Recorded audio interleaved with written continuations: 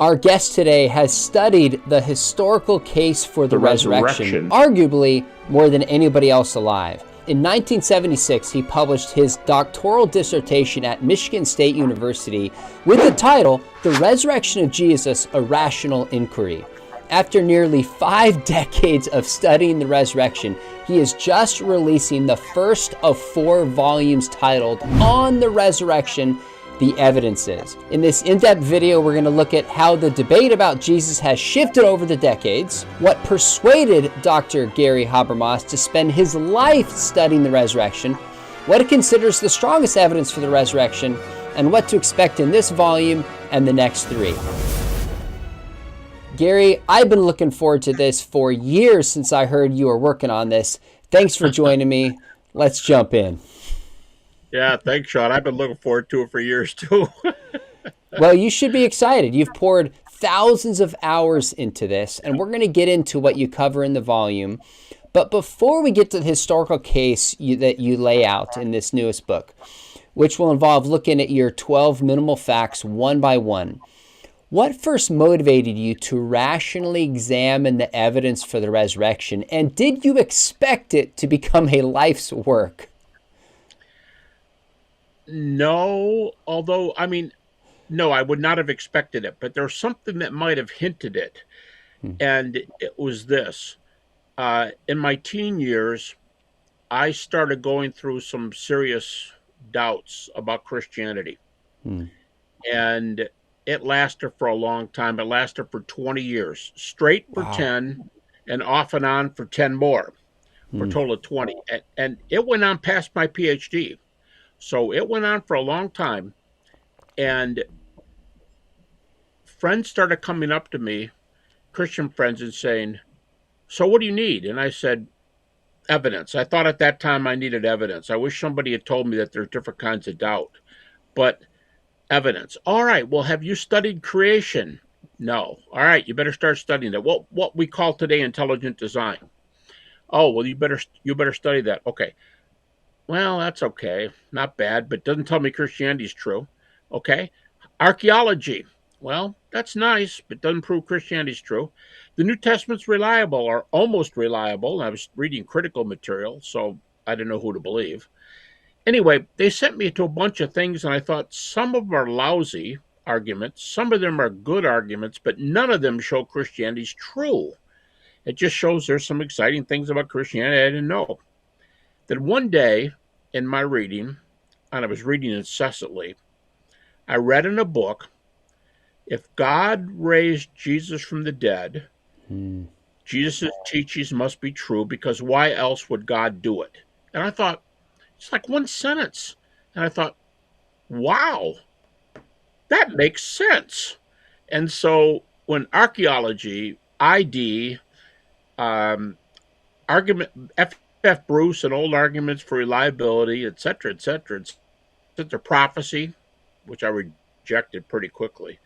When they didn't work, enter into my life the topic of the resurrection. Now, I couldn't have guessed it would take me forever. But if you'd asked me, I'd say, well, what else am I going to study? It's the best topic out there. So, resurrection answered my factual questions after an incredibly long search, and knowing more about myself, because I found out about emotional doubt and volitional doubt, which I wrote about later. But it's been a lifelong search just for me to master this topic. So that's a short preview.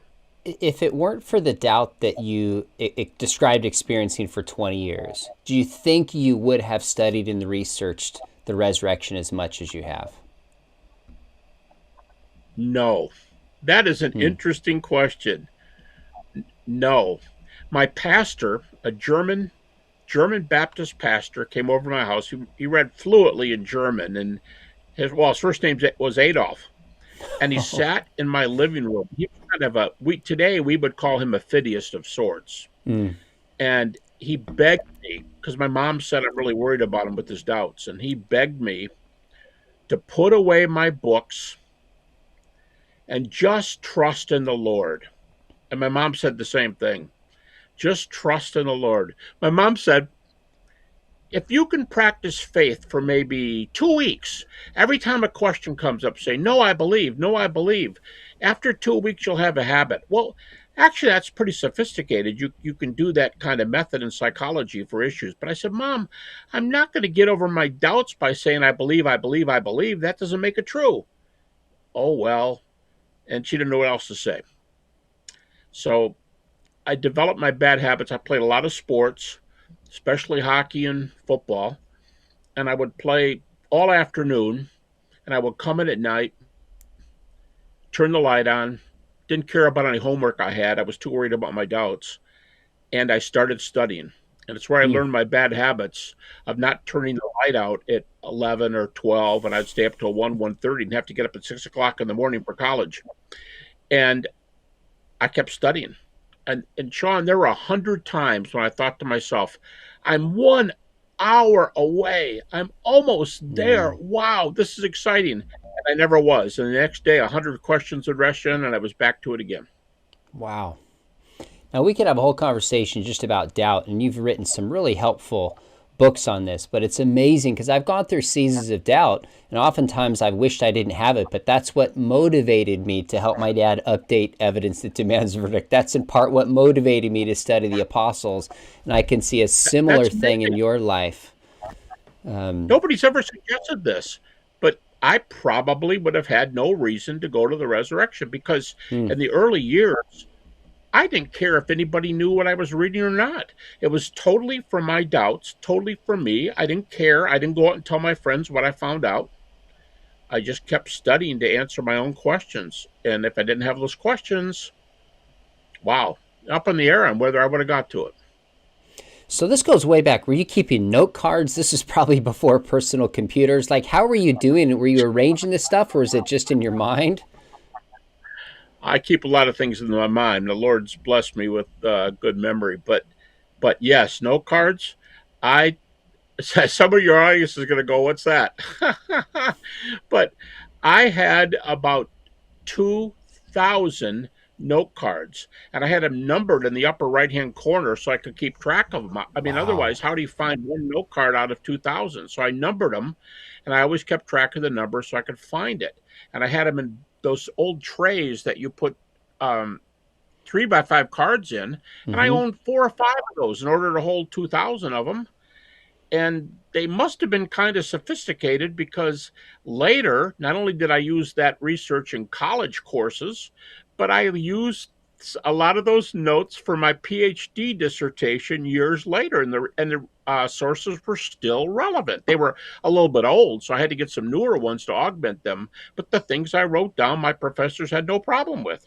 So, and the funny thing was, when I was 14, I decided to stop and say, what have I learned so far? And I wrote an essay just for me. Obviously, it wasn't going to be good in high school. I wrote it just for me to remember what I'd learned so far. And the essay was 25 pages long at age 14. Wow. And later it grew to 49 pages. When later in upper level college, I needed to get an essay real fast. And I wasn't good about doing my homework. I had too much research to do on my doubts. I just dropped that essay on the teacher's desk and he gave me an A. What I wrote years ago, I got an A on. But that was written just for me. Amazing. I love that. So we're going to get to your book here. And by the way, I think it's probably showing up today. I don't have a physical copy in hand. I understand it's 1,100 pages, 5 pounds. I printed it out in 2 massive documents, front and back. I hope is okay. I've read all of it. Do you have a copy? Hold it up and show us, because this is, holy cow, show us. This is like the first commercials on the Whopper. It takes 2 hands to handle a Whopper. It takes 2 hands to handle this Whopper. Turn it sideways so we can see. A little bit towards the middle. Amazing. That's how huge it is. This is a lifetime of study on the resurrection, which is incredible. I hope folks will pick it up. Now, we're going to get into some of the details of it, Gary, but maybe give us a sense of how scholarship as a whole, kind of 30,000-foot view on Jesus and the resurrection, has changed since the 70s. Let me go back a little before the 70s, because a scary thing was going on for evangelical doubters. A scary thing was going on in the 60s and it continued into the 70s. But I don't want to get too heavy here, but when German liberalism, that's the time period when all the naturalistic theories of the resurrection came up, from 1799 to about 1920. During the period from 1920 to about 1950 or 60, there was an age when many scholars rebelled against the historical Jesus movement of the German movement, and they didn't want evidences. History was out. You could study history, but not as an evidence to back up the Christian faith. And the two biggest names were Karl Barth and Rudolf Bultmann. They were worlds apart. Barth, probably for sure a believer. Bultmann, to the left of Bart Ehrman today. But here's the thing. Late in that century, Bart Ehrman ran was the most popular name in theology. Both German scholars. Bultmann was a New Testament scholar, and he was a bit of a fideist, a lot of a fideist, and he never gave evidence for anything he said because he didn't believe in historical backup. He would give reasons for things, but not what we would call evidence. And when I went to school, everything was in Bultmann's shadow, and he would say, "Empty tomb? Are you kidding me? That's mythology. Appearances? Well, I know it's in the New Testament, but what difference does that make? The New Testament came from ancient Hellenistic mythology, and that's the stuff that was going on in the 60s. Hellenistic mythology was big, and Bultmann was very influential. He died in 1976, and things started changing a little bit. And the first group of scholars after that didn't want to get too... Here's how you get really conservative in those days. Say Jesus rose from the dead. Now you're an outsider. Say he was raised from the dead bodily, and you're a fighting fundamentalist, because nobody said that. A few people dared to say Jesus rose from the dead, but he rose from the dead as sort of a glorified spirit. But don't get me wrong, he was really there. Sort of like what some Christians believe Paul saw on the way to Damascus. An ethereal, shining Jesus. Strangely enough, no light is associated with Jesus' appearance in the Gospels. Light's never there.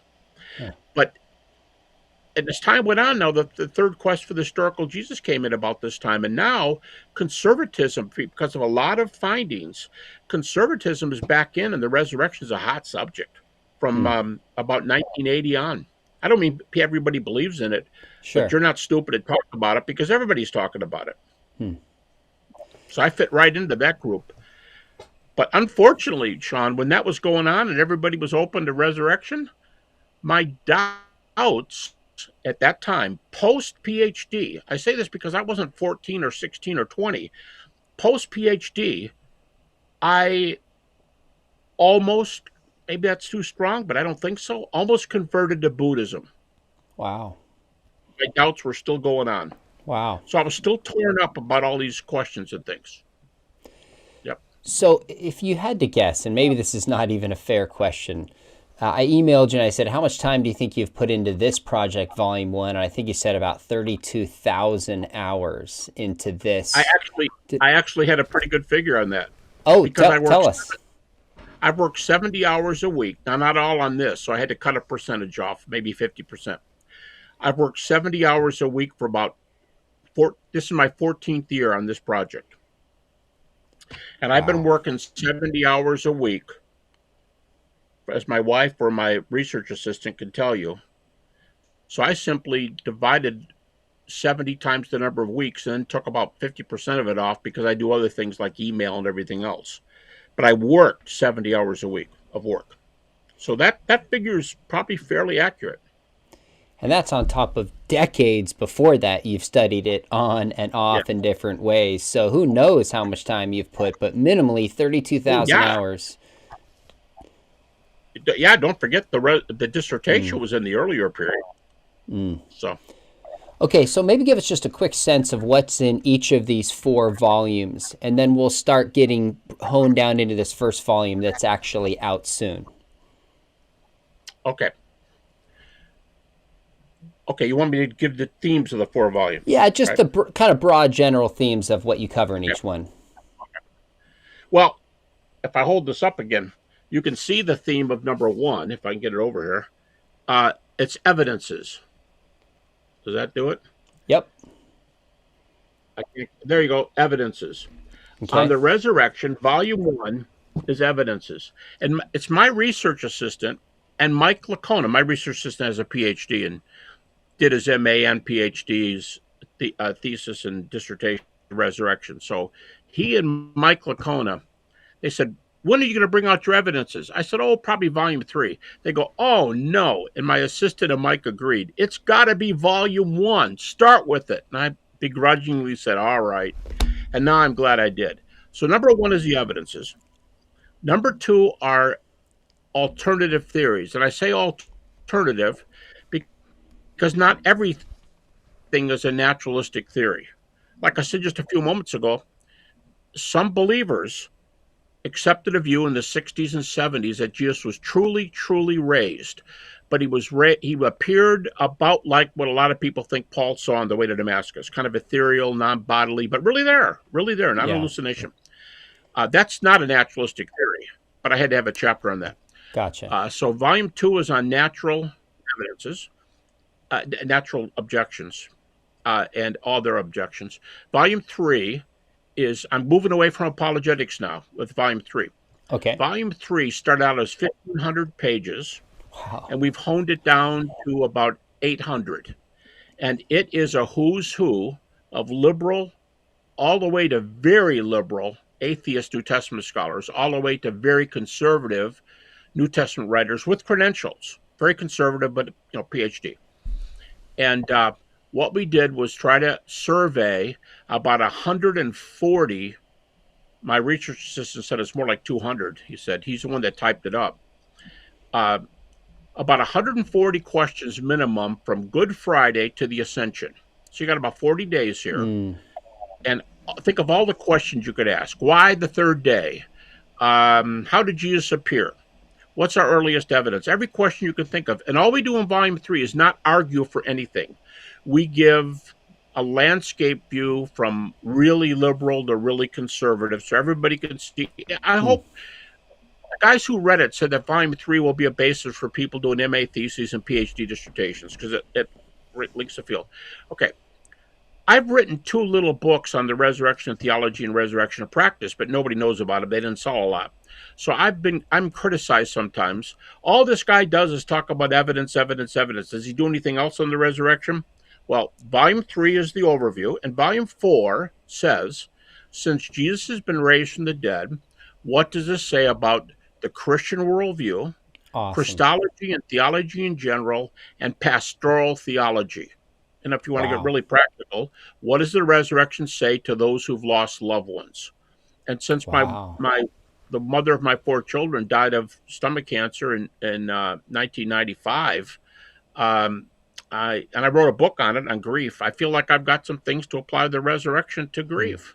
So the last volume 4 is very practical.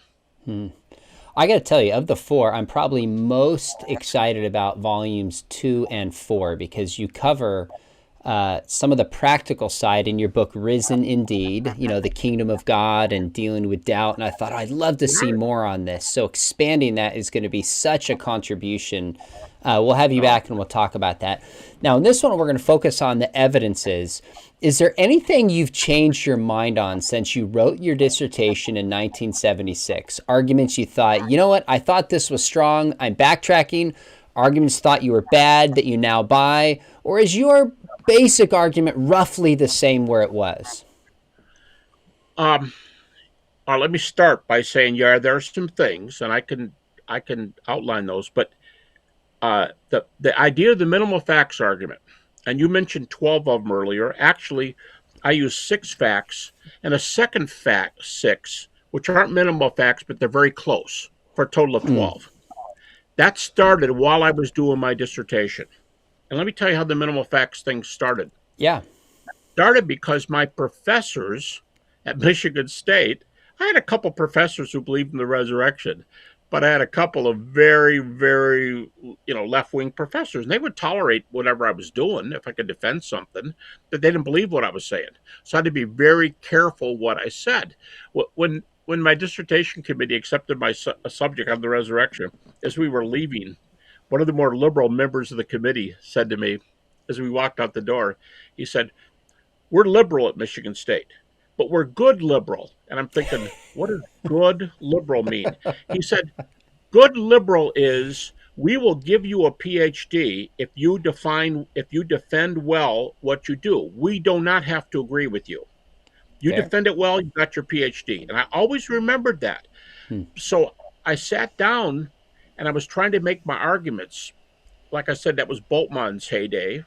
He died that same year I graduated, and I had to answer, let's just pick one out. The legend theory. Does all come from Greek myth? I sat there. I remember the chair I was in. I remember where the light was positioned. And I sat there and I said, if I am writing this for guys who do not believe the Bible is the New Testament is even reliable, how can I get my point across? And I made a list of facts that could be backed up without citing F.F. Bruce's little book, The New Testament Documents, Are They Reliable?, which is the go-to reliability book in those days. And if I don't cite reliability, because they're not going to give it to me no matter what. They don't think the New Testament's reliable. They still don't. But what facts can I do according to their ways of arguing? So I learned the liberal way of arguing. I can think much easier as a liberal than I can as a conservative, because that's what I did for my whole life, my doubts and my schooling. And I came up with this list that even Boltzmann would accept. And if Boltzmann accepts them, everybody accepts them, you know? So that was the beginning of the minimal facts argument. And it just evolved from there. My whole dissertation is, if we only know these data. Now, how have I changed? When I was writing in the 70s, I could not mention bodily appearances, not because I didn't believe them, but because everybody thought they were stupid. You could, except for the real conservative New Testament guys, you could teach Jesus was really raised from the dead. That's fine. But say he was resurrected like Paul on Damascus. He was a glorified person who was there in the room with you, and we couldn't stare at him with our eyes when we appeared. So I had to kind of work with that. Paul was the hero in the New Testament. They don't like the Gospels. They still don't. Paul was in. Paul's still in. So today, if you're going to make an argument, you use Paul. All the most sophisticated arguments use Paul. And then you bring the Gospels in when and where you can. But you bring them in according to their criteria, because it's their university and it's the way they do theology and stuff. So I would say the biggest thing I have added starting in the 80s and 90s was filling out my Jesus really appeared with one word. He really appeared bodily. And I started emphasizing bodily after I got out of Michigan State and I was free to make up my own theory. Then Tom Wright's book comes along in 2003, and he argues what I call, I made Bill Craig laugh his head off when I said this one time. I said, Tom Wright has written the longest word study in history, because his word study on Anastasis and Igeru, the two Greek words, is over 500 pages long. And if you don't know what those two words mean after 500 pages, and here's Tom. Tom says, it's bodily, bodily, bodily.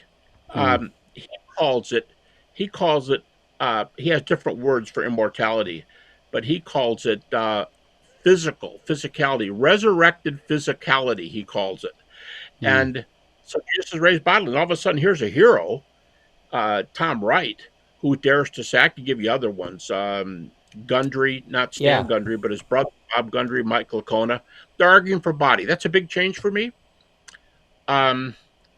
Forgetting about Buddhism, because at that time I was fighting Buddhism. I went past that. I think maybe today the biggest positive change is, if you ask me what are the best evidences for the resurrection, in my mind, people in evangelicalism, by and large, would not understand my three top choices. They're not the normal ones we give. But they're ones that will stand the strongest critical objections. So that's changed. What I would say the best evidence, they're all New Testament, and they're from Paul, but no argument there. It's just they would go, what? You think that's the strongest? Yeah, well, what are you going to use? The Gospel of John? Yeah, well, you'll be laughed out of court if you do that. So I had to. Okay. You have to do your own path when you're going down to people who don't like the material. Okay, so don't lay out those 3 arguments right now. We're going to come to your 12 facts soon. But I have to ask, what would you just consider those 3 strongest facts? I know everybody's wondering that at this point. What would those arguments be without laying them out? All right, so say them, but don't explain them. Right? Yeah. Okay. I think there's a tie between 1 and 2, but there's a little edge on 1. By far, the strongest argument in my mind is an argument that virtually every critical scholar accepts, even atheist New Testament scholars. And that's in Galatians chapter 1 and in Galatians chapter 2. Notice it's not Matthew, Mark, Luke, or John. After Paul is converted, which everybody dates to 2 to 3 years after the crucifixion, so it's 32 to 33, if you think of 30 AD crucifixion, 32 to 33, Paul's converted. And he specifically says in Galatians 1, 3 years later, I went up to Jerusalem. And I spent 2 weeks, 15 days, with Peter. And I didn't see any other apostles except James. So Peter and James. Now, what's the first thing you're going to ask Peter and James if you're Paul? I'll just give you my first question for them if I'm Paul. Hey, I've heard you guys saw the risen Jesus, and you probably heard I have. I don't want to hear rumors anymore. I want you guys to tell me what the risen Jesus looked like to you, and then I'll tell you what the risen Jesus looked like to me. That would be my first question. How can you get around the gospel? So, and in chapter 2, where Paul goes back to Jerusalem, Galatians 2, first 10 verses, it specifically says we discussed the definition of the gospel. And Paul defines that as the death, burial, and resurrection of Jesus. But later, in the New Testament, the gospel is the deity, death, and resurrection. Burial is not always there. Deity, death, resurrection. So now I know they discussed it in his 2 trips to Jerusalem. And critics like to say, we have Paul's account, and Paul's an eyewitness, but we have no other eyewitnesses of the other appearances. And I go, except that Paul interviewed Peter and James, and they were eyewitnesses, and they discussed the gospel. And even Bart Ehrman says, he says, where do we get closer to the eyewitnesses than right here? So I'm going to say Jerusalem, number 1. Close second is an argument that when I gave it to my PhD students just a few years ago, they said, I'm halfway through my program. How come I've never even heard this argument before? Because it's so hot and it's been around for a long time, but didn't make its way through the numbers of scholars. The creedal argument. There's early creeds in the New Testament, dozens of them. Most of them are in Paul, but they're in the epistles, very rarely in the Gospels, very rarely. But they're usually in the epistles. The best known one is 1 Corinthians 15, some say 3 to 5, and some say 3 to 7. But that list of appearances is the most famous one. And virtually every scholar today is going to admit that some are most likely, most, and maybe even all, they date in the 30s AD. The creeds date in the 30s. So when someone says, how can you believe John? And they'll pick the latest one, right, just to make a bad point. John is plus 65 at 95 AD. He's 65 years later. How good a source is that? Well, I'll answer that. Better than any other religion has. 65 is better than the other one. But I'll go the creeds from the 30s. That's number 2. Number 3, a little bit of a lag between 2 and 3, but 3 is still good. The so-called criteria for the New Testament. And believers know these. We use them all the time and probably don't even know we use them. Criteria would be things like this. Do you have eyewitnesses? Do you have early sources? Do you have enemy attestation? Do you have multiple attestation? Multiple attestation is a biggie because that's 2 heads are better than 1. And Bart Ehrman, just to give you an example, allows 15 independent sources for the crucifixion of Jesus within 100 years. That's a period he uses for fair history. 100 years, 15 sources for Jesus, for the crucifixion. Well, that's a lot of evidence for the crucifixion. So that's how you use the criteria. It's the things that historians use, Testament scholars use to verify texts. So when you verify a text in the Gospels, how do you know that's true? That was written way later. Well, let me tell you why. As John Meyer might say, I can find 4 criteria that back up that fact. If that's true, That's a fact. So I'd say criteria number 3. That's super interesting and helpful. Now, I have 2 broad questions before we jump into your 12 minimal facts, and you can just kind of lay out the case here. But you had an extensive section on the historical Jesus, that Jesus existed. 2-part question. Why don't you include the existence of Jesus as a minimal fact? And what would you say is the state of mythicism as a reputable position, at least as it's viewed within the academy? Okay, if I take the second one first, you mean by mythicism or the mythicists. This would be people who say Jesus didn't or probably didn't ever exist. Yes. Well, let me cite Bart Ehrman and a number of other people, Morris Casey, who have written books on this. Totally out to lunch is the theory that totally out to lunch is the theory that the New Testament copied off ancient Greek mythology. What Bultmann said was gospel truth in the 40s, 50s, 60s, and died 76. Today, almost nobody believes it. In fact, one recent scholar who does believe it says I'm one of 3 in the whole world. So almost nobody believes it's an ancient myth.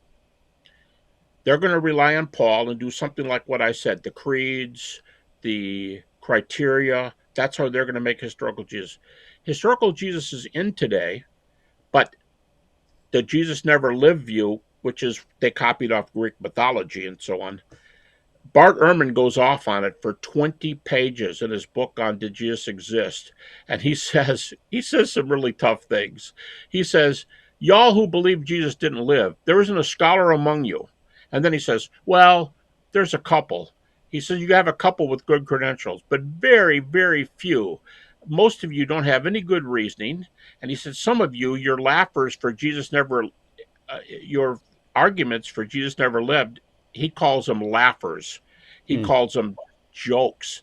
And he said, y'all who self-publish your own books and have never been to school and don't have degrees, and you call yourself experts, he says, you wonder why we don't quote you.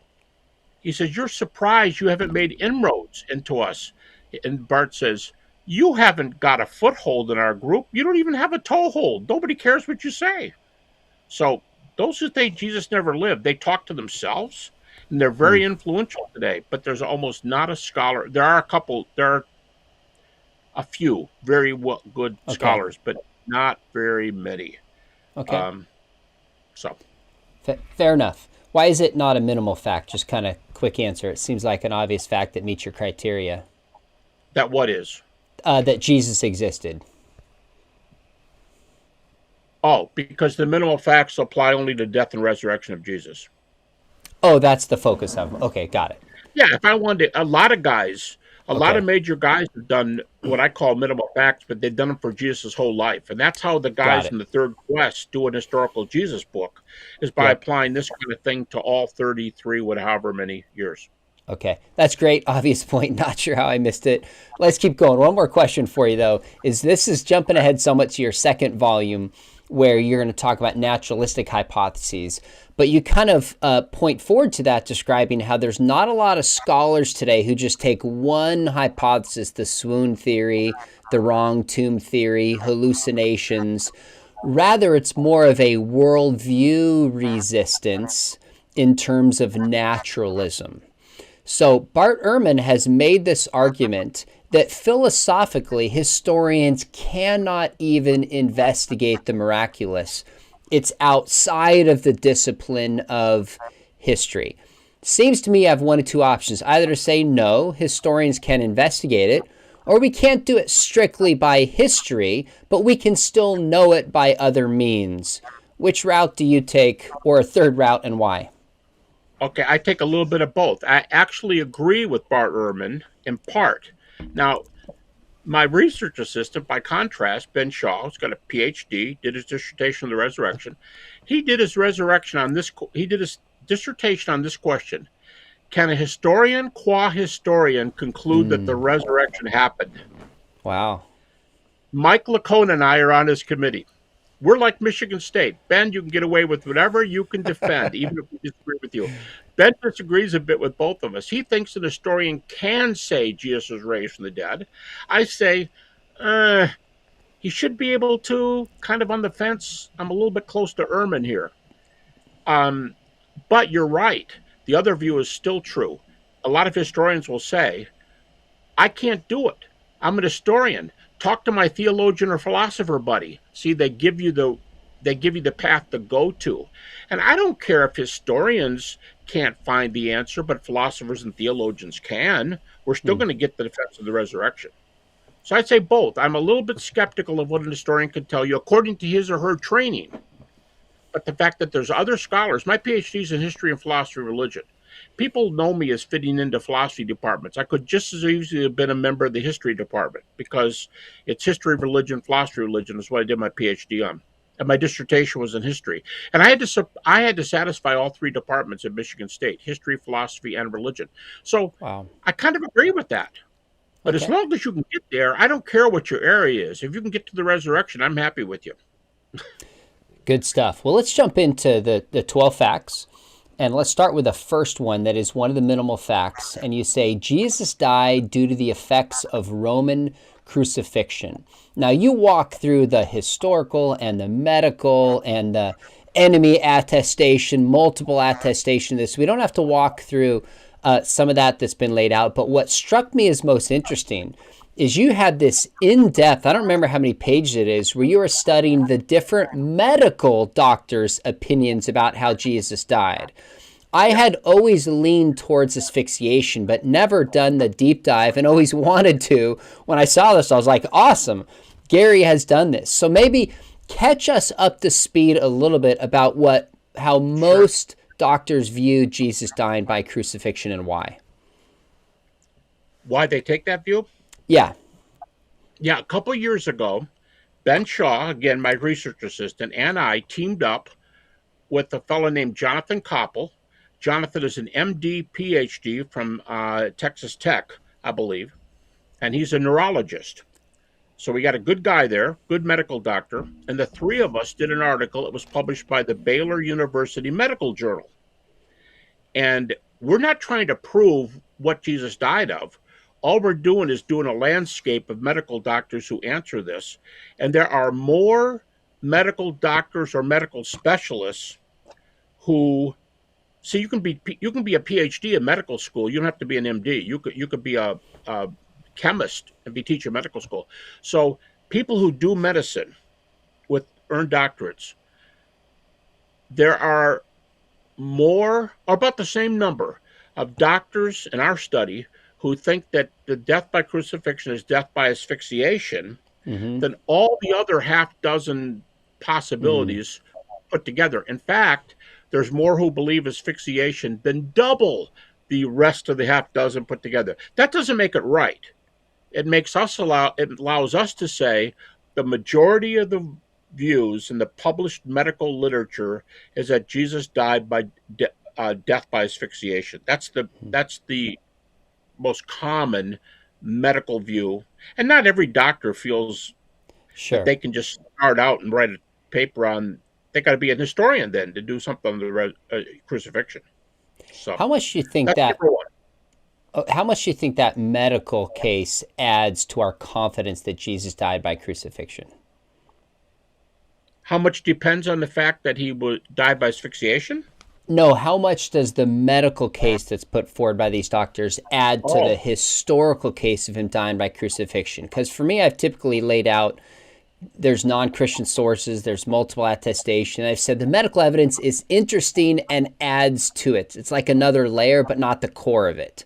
Is that how you see it? Yeah, I mean, it's very good, Sean. Just citing Bart Ehrman.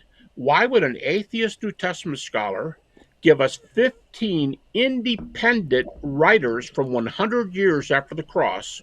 100, by the way, they're inside the New Testament, they're outside the New Testament. 15 independent sources that say Jesus died by crucifixion.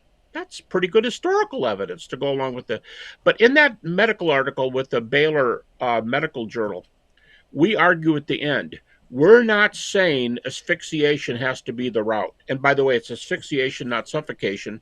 There's a distinction between the words, and even medical doctors flip the words around. But asphyxiation, what I'm told is asphyxiation is when you die by something's not working internally. You've got a bad case of asthma, you've got pneumonia, you've got but the other view is when someone puts a pillow over your face or a plastic bag over your head. Interesting. It's induced. But asphyxiation is in you. And that's a predominant view. Now, in Jesus' case, they did things to him, right? They hung him and they stabbed him, but he could still breathe. So until he couldn't breathe anymore, and then it's asphyxiation. So that's the most common view. But we end the article and we say we are not saying that this has to be a death by asphyxiation. It looks like it is from the majority. We can't go majority, but a lot of doctors have a lot of reasons. We think it's probably asphyxiation, but our theory does not rely on that. It relies on two other bits of evidence. One is a series of Roman arguments. For example, a Roman writer says that when the family wanted to get their family member down off the cross, the centurion who thinks he's dead, he says this guy's dead. Family says, "Can we take the body and bury it?" He goes, "Just a minute." They take the body off the cross. They stab the body with the spear to make sure the body is doubly dead. And now, family members, take it away. And they take it. So this Roman source, and there's other ones, they break ankles. By the way, that's a good reason. Why do you break ankles if it's not asphyxiation? You go, oh, just to be mean. No. Why is it always break an ankle? You can throw a rock at his head. I mean, why break ankles? Because when a person is down and can't pull up, you can't. If your life depends on pull-ups, you're not living very long. Nobody is. So if they break your ankles, that tells me something's happening with your breathing. But it doesn't have to be that. One is the Roman sources. We have historical sources, 15 independent sources. The Roman source stabbed him with the spear. The second reason is the most powerful one of all. It beats medicine. And it was raised by David Strauss in the mid-19th century. It's called Strauss's Critique. But this guy was, I don't know, a fundamentalist pastor would call him a reprobate. He was the liberal in the 19th century. He was famous for introducing what became Bultmann's views in the 20th century, mythology. He did not believe anything about Jesus, and he died a disillusioned man who rejected a conservative, orthodox view of God and the afterlife, which were the marks of liberals. He rejected them both, and yet he said this. He says, there's some jokers in our time who think Jesus didn't die on the cross. It was the most popular view when he started writing. He said, that view is a joke. He said, think about it. If you crucify this guy and you put him in the grave for a few days, I don't care, make it a week, make it 2 weeks, I don't know, what's he going to look like when he comes out? Now, because I have for a lot of people, a very nasty hobby, all my life I've gone snake hunting, and I've caught hundreds of snakes, and I've been bitten hundreds of times. By harmless snakes. I did get bit once by a rattlesnake, but it doesn't matter. So because I'm snake hunting, I stepped on a lot of nails out in the woods when you're turning things over. And I'm going to tell you, when you step on a nail, number one, you don't keep your foot on that nail very long, like less than a second. And you can't walk for 2 or 3 days. Now, if Jesus is on a big spike for a long time and you expect him to walk and you beat him up first, and if you stab him with a spear, what's he going to look like when he appears? This is David Strauss. What does he look like when he appears to disciples? We used to have a phrase in the 60s. I don't know if anybody uses it today, but we used to call it death warmed over. You look like death warmed over this morning. Jesus would have looked like death warmed over, getting off. What's he look like? He's struggling. He can't stand up. He leans against the doorpost. He's sweating. He's bleeding. He's soaked. He's soaked his clothes with sweat and with blood, and he knocks on the door, and he tells the disciples, guys, I told you I would rise again from the dead. I think they'd look at each other and go, who did this joke? And I think Peter would go, Andrew, get a bowl. Mary, get some water. Get us some rags. This me needs help. Get over here and lay on the couch. Okay, what the swoon theory that Jesus never died, or the apparent death theory, what it proves is that Jesus was alive, but he was not raised. That's what comes from, if you want to say he faked death, the argument is, congratulations, you got a living Jesus. Now, where does that get you? Because He's not. They're not dumb. They Hmm. know enough to know this guy isn't ready to go to heaven and sing with the angels. He's in bad Of shape. And then where course. does he? Of course. That's the number one reason. Asphyxiation is helpful. The Roman sources are great. The multiple sources are great. But Strauss's critique historically since about 1864, it has been the end of the swoon theory. Scholars still today say Strauss killed the apparent death theory. Wow. That's the reason. That's the reason to be sure Jesus was dead. He couldn't pull it off otherwise. Strauss killed the theory, pun intended, of course. There And you I go. agree with you. There you That's go. a strong I critique. say Now, that. your I minimal say that. facts, Unintended. I like that. your minimal facts have two criteria. Number one, about 90% of scholarly support and belief, plus very good evidential support. And you emphasize it's more about the evidential support. It's not just a majority type of argument. Now, Yeah. Jesus dying by crucifixion, if we added presumably Muslim scholars, that would drop this way below 90%, right? Because of Surah 4, which says he was crucified not, only appeared to do so. Now, Yeah. some will adopt, like certain sects of Islam will take the swoon theory. Some will say they made somebody appear to. But wouldn't that Yeah. completely change the first fact? No. Now, first of all, to make clear, I never say anywhere, people cite me, but I never say anywhere that you have to have 90 percentile of the scholars. It just turns out that it's more like 95, but I don't require that. It's just Okay. that everybody allows this. Okay. Secondly, no, the Muslim theory does not change this one iota. And Hmm. here's why. You go, well, what do you mean? Look how many scholars they have, and look how many scholars, and they have degrees too. Okay, here's the problem. What is their source, and why do they hold this? It's the Quran. When was the Quran written? Well, if we can believe the conservative Muslim view, 630 AD, it was left. And when was Jesus crucified? 30 AD. So, real simple math, the Quran comes 600 years later. Nobody, nobody else thinks that a source 600 years later can tell you what happened 600 years earlier. Hmm.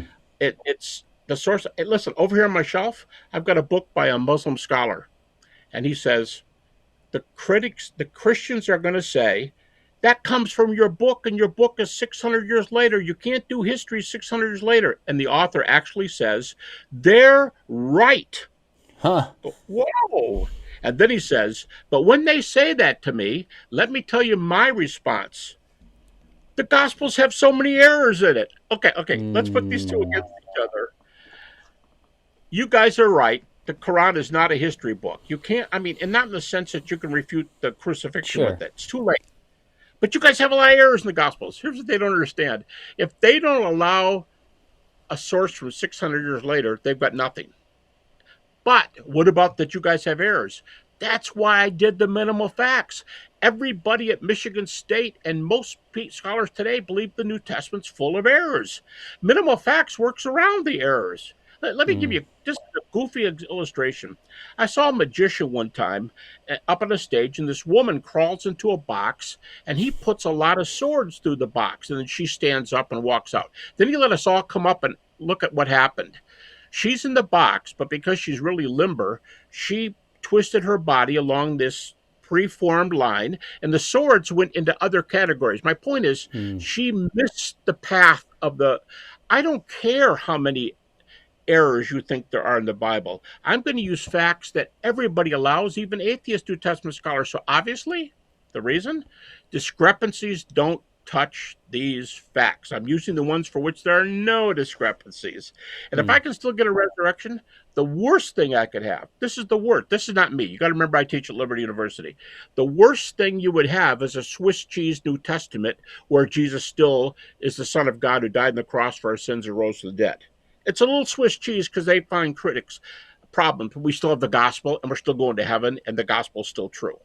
So that guy's saying the Quran can't refute 30 AD. He's totally right.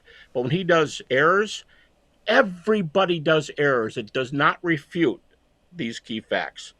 I mean, does anybody think Bart Ehrman thinks there's no errors in Scripture? Bart Ehrman says not even reliable. Well, why does he admit all my facts?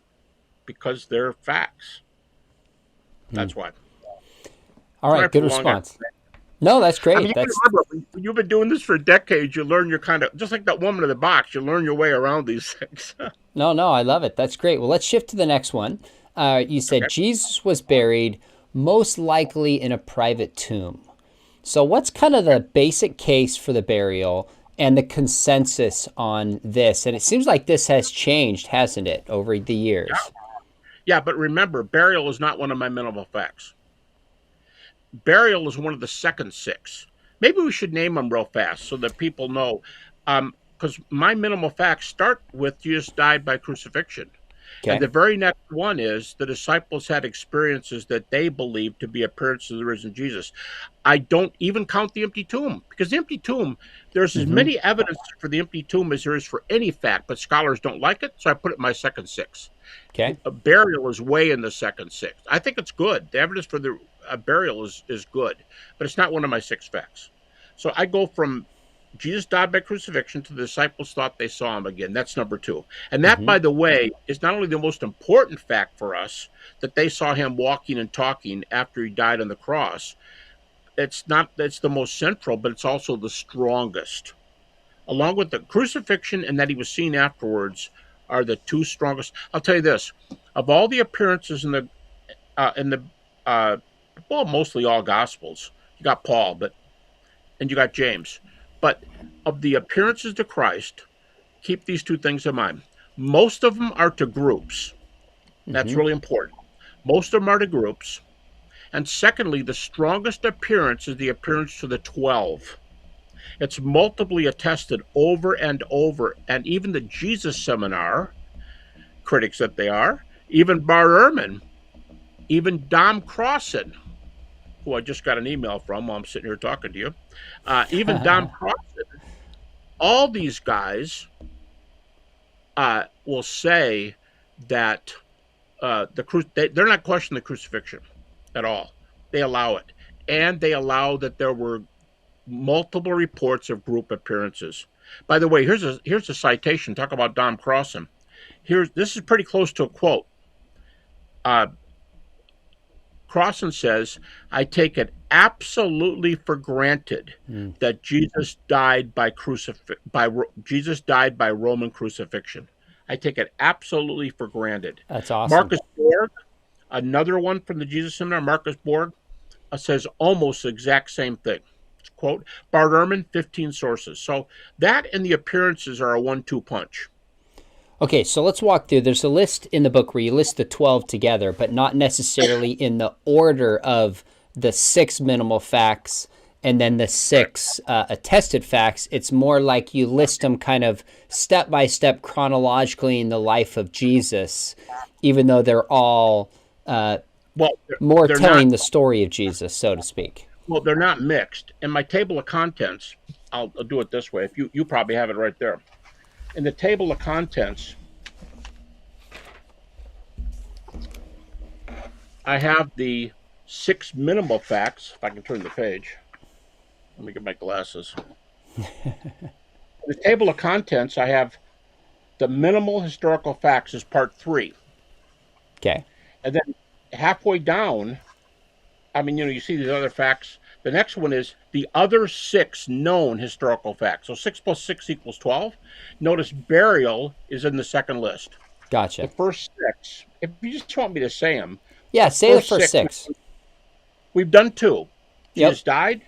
They thought he appeared. The disciples' lives were totally transformed. And you always say, man, you've written the best book on this.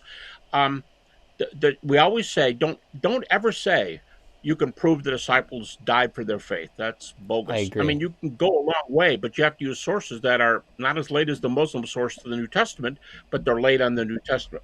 So always say the disciples are willing to die for their faith. That means the disciples are transformed. And as you say in your book, there's no evidence that anybody recanted. So that's great. The transformations. It was proclaimed. I skipped one. The resurrection was proclaimed very early. Early in transformations happened at the same time. That's the creedal evidence. And then the last 2 are James and Paul. Burial's not there. Now, when you turn the page and you see the other 6, empty tomb is 1, burial is 1, etc. Okay, so folks, so they can hear this, your minimal facts are Jesus died by crucifixion, no debate about that. The disciples reported experiences they thought were appearances of the risen Jesus. Number No two. dispute about that. That the disciples thought they saw appearances is not disputed. Good. Third one is they proclaim the resurrection early, right after their experiences. So like you saying, we'll come back to this, there's no early non-resurrection gospel that was proclaimed. Fourth is the transformation in their lives to the willingness to die. And then James and Paul, those are the 6. Okay, let me come back to the second one here. You said the disciples report experiences they thought were actually appearances of the risen Jesus. Now, here's where some debate... They thought they were appearances. They thought they were. Now, here's where some debate comes in, that we have the testimony of Paul in 1 Corinthians 15, one of the accepted letters. 3 accounts in Acts, strong historical case can be made for this. Few people question Paul. Few people question Peter. We have multiple accounts of Peter singled and named out. But when it comes to the other 12, now they're just mentioned as a group, not mentioned as individuals. So how much confidence can we have in, say, James, the son of Zebedee, or Matthew, or Thaddeus, who's not specifically mentioned, and we don't have his direct eyewitness claim that he saw the risen Jesus? I say 2 things.